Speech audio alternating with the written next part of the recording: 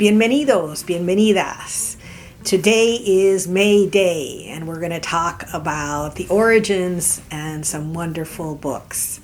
May Day has been celebrated for thousands and thousands of years as Roman festivals, as festivals in the Celtic traditions, in the Norse traditions, in the Druid traditions.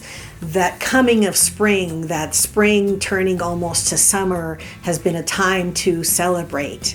And it was kind of enveloped into the May Day pole and some of the religious, kind of more modern celebrations. And then it erupts into International Workers' Day about 200 years ago, when workers said enough is enough. And we're going to talk about the origins, a little bit of history, and some great books. But first, this is Latina Literati.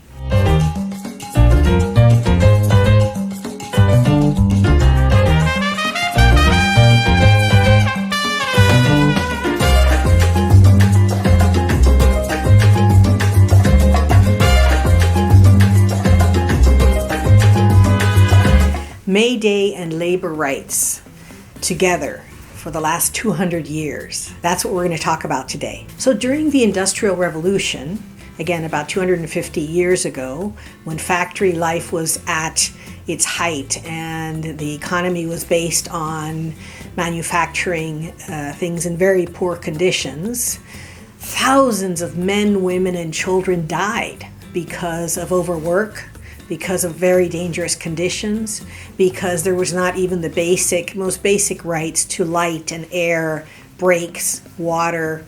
Most basic things we take for granted today simply didn't exist. When you talk about raw capitalism, that's when people were being killed almost daily. And we see it now in other countries where there's no recourse. And so it's important when we make our choices that we look at where things are manufactured and whether or not that chain, the chain of manufacturing and also selling, is it something we want to support? Because again, every day we make choices with the purchases we make. And do we want to support companies and brands and different stores that go out of their way to treat their workers well? And I think our answer is yes, because we want our community members to be well, and in order to do that, we need to ensure that through our purchases. But I digress. Let's go back.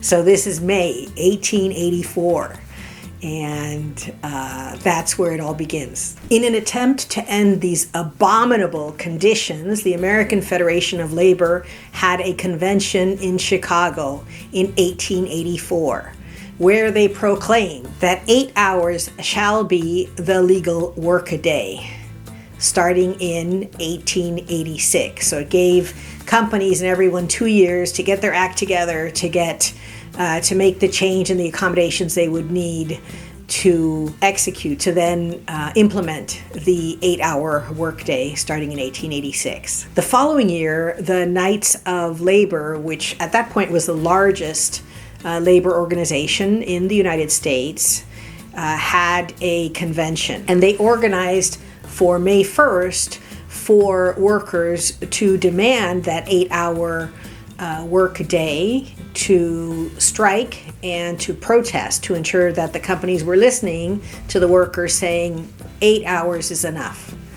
And so about 300,000 people on May 1st walked off the jobs. And as the days followed, almost 1 million workers would walk off the jobs in that first week in May. Amazing if you think about it, because the entire country only had about 60 million people. So for 1 million people to walk out and walk off their jobs and demand an 8-hour workday is significant. Overall, the protests were peaceful, but that would change on May 3rd, when the Chicago police then attacked the protesters at the McCormick Reaper Works. So then the next day, the workers wanted to protest the deaths and injuries caused by the Chicago Police Department at a place called Haymarket Square. So the speeches are almost done, and a provocateur throws a bomb. Both police and protesters are killed that day. Many people were hurt as well. So that is used as an excuse to just come down hard on all of the protesters. Hundreds were arrested, but 8 men are charged with the conspiracy, even though there was not a shred of evidence that they had anything to do with the bomb. Doesn't this sound familiar? So again, 8 men, 4 of which would eventually be hanged for this crime that they certainly did not commit. There was absolutely no evidence that they had anything to do with the bomb that was thrown into the crowd that day. To honor these brave protesters, the International Socialist Conference in 1899 proclaimed that May 1st would be International Workers' Day. And so for the last 125 years around the world, international workers, May Day is a holiday in most countries, and international workers come out in solidarity to march and to remember those who gave us the 8-day work day. Things like the weekend, things like basic rights to facilities and to breaks and to being paid an honest wage for your labor. These are really, really important, because if the law doesn't balance the situation, then the employee is at a huge disadvantage when negotiating the terms of their employment. So May Day, every day is Workers' Day, but May Day is the day that people around the world celebrate. And here are some pictures of those celebrations around the world.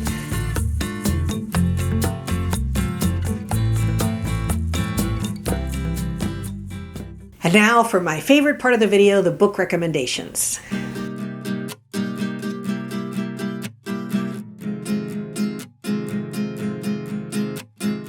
The first book is Death in the Haymarket by James Green. And this is a story of exactly what happened that day. So you get a really good detail on the history and far more detail that I've given you here today about the lead up to the events of the Haymarket riots and what happens afterwards as well. Important historical moment in the labor movement around the world, and also, of course, for Chicago and for the United States. As always, check your local library, your local bookstore. They probably have these books. You can borrow them and or purchase them.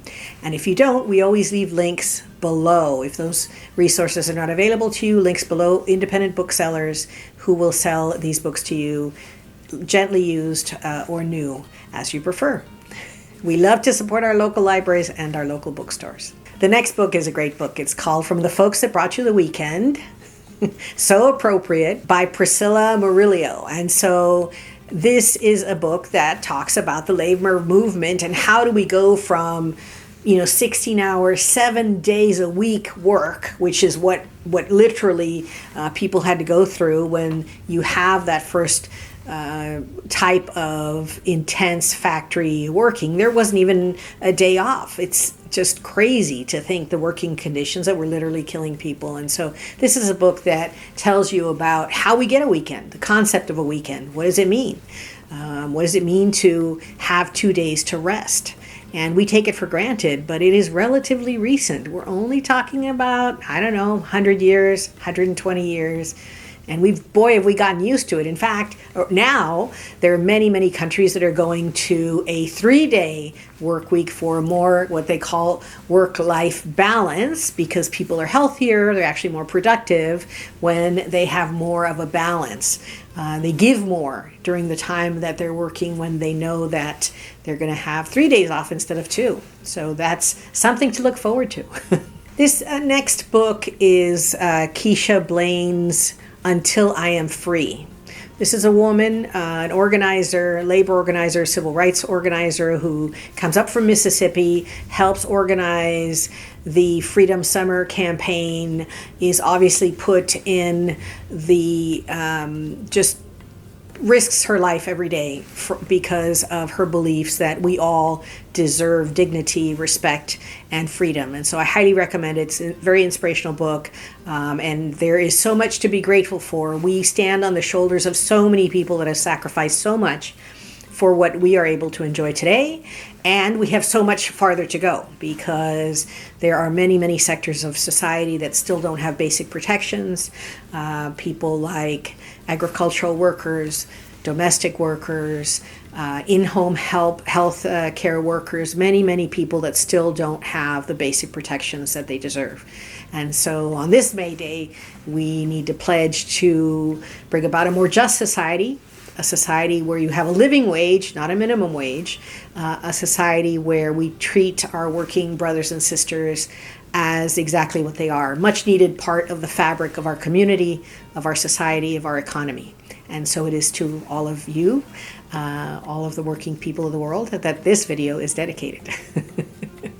Thank you so much for joining us on this joint journey. We would love you to subscribe to Latina Literati. We'd love to hear what you're doing. How are you celebrating May Day? What books are you reading? We love to hear from you.